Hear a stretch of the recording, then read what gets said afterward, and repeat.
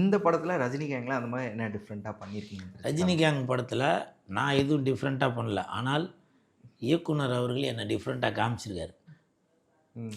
Cool சுரேஷ்கிட்டேருந்து ஒரு ஒரு விஷயத்த ஆடியன்ஸ் இப்போ எதிர்பார்க்குறாங்கல்ல, அந்த விஷயம் படம் பார்க்குறப்போ தெரியும். இப்போ வந்து கூல் சுரேஷ் வந்து ஒரு இடத்துல போய் வெந்து தணிந்தது காடு அப்படின்னு சொன்னால் அந்த இடமே ஒரு மாதிரி வைப்ரேஷனாக இருக்கும். அதே மாதிரி பல விஷயங்கள் இந்த படத்தில் இருக்குது. படம் பார்க்கும்போது தெரியும். இந்த படத்தில் நான் ஒரு செகண்ட் ஹீரோ அப்படின்னு தான் சொல்லலாம்.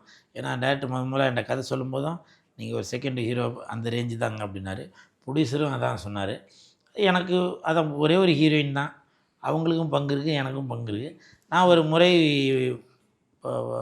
மாமன் முறை மாமனாக வரேன் நான். ஸோ நான் முறை மாமனாலே வில்லனாக தானே இருப்பாங்க, அப்படியா? இல்லை, இது அப்படி கலந்து ஃபைட்டும் இருக்குது எனக்கு. ஓகே. ஸோ எல்லாமே இருக்குது இந்த படத்தில்.